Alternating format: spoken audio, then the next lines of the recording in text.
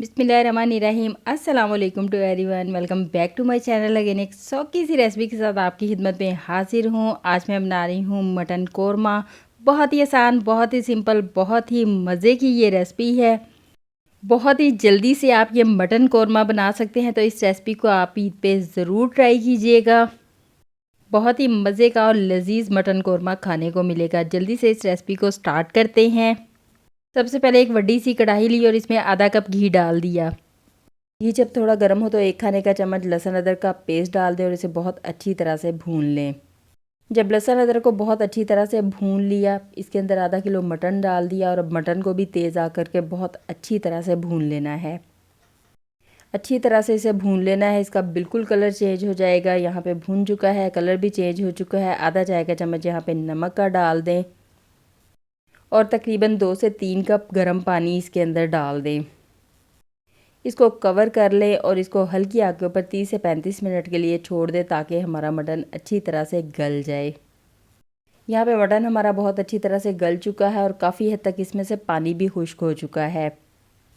अब यहाँ पे इसके अंदर 2 खाने के चम्मच कोरमा मसाला डाल दें और 1 कप इसके अंदर दही का डाल दें। अच्छी तरह से इसको मिक्स कर लें और मज़ीद पका लें कि ये दही का पानी भी खुश्क हो जाए और कोरमा मसाला मटन को अच्छा सा टेस्ट दे दे। यहाँ पे 2 प्याज मैंने लिए, उनको स्लाइसेस में काटा, फ्राई कर लिया। वो अच्छी तरह से हाथों के साथ मसल के इसके अंदर शामिल कर देने हैं। प्याज मसल के शामिल करेंगे तो फ़ौरन गल जाएंगे और अच्छा टेस्ट देंगे। अब इसको कवर कर दें और हल्की आग के ऊपर इसे दम दे दें ताकि ऑयल भी अच्छे से निकल जाए और कोरमे की लुक बहुत ही मज़े की बन जाए।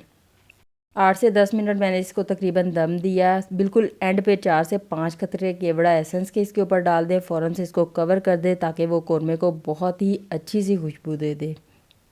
बहुत ही ज़बरदस्त किस्म का कोरमा हमारा तैयार है। अदरक के बारीक कटे हुए पीसेस डाल के इसे गार्निश कर सकते हैं। ज़बरदस्त और मज़ेदार किस्म का कोरमा बनता है और मिनटों में बनता है।